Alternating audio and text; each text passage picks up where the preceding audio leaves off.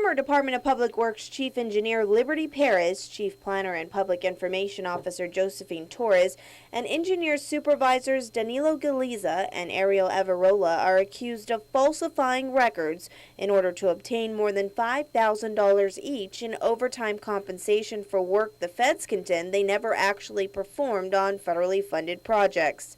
The four are charged with conspiracy to commit fraud concerning a program receiving federal funds, fraud concerning a program receiving federal funds, conspiracy to commit wire fraud, and wire fraud.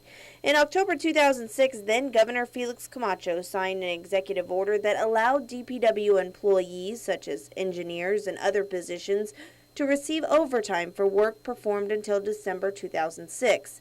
The indictment alleges that Perez and the others falsely certified that they worked overtime in excess of $5,000 between October and December of that year, purportedly for their performance on Federal Highway Administration road projects.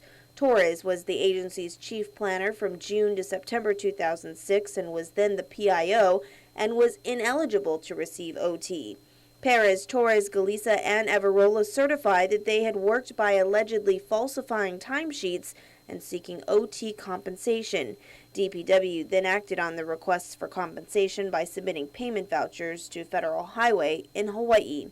In February of 2008, the four were charged in the Superior Court with tampering with public records and theft by deception, but 3 months later, the charges were thrown out at the request of prosecutors who admitted they didn't have all the evidence to take the case to trial.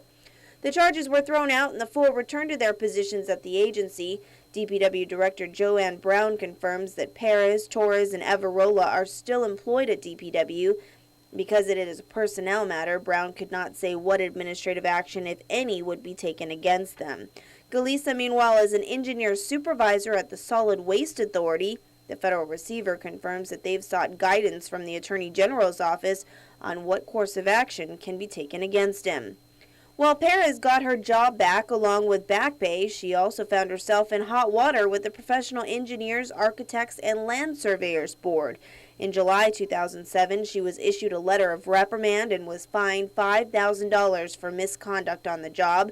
A year later, in 2008, the Appeals Board found her incompetent in practicing her profession by allowing drilling under Route 2 in Agate, causing substantial erosion damage.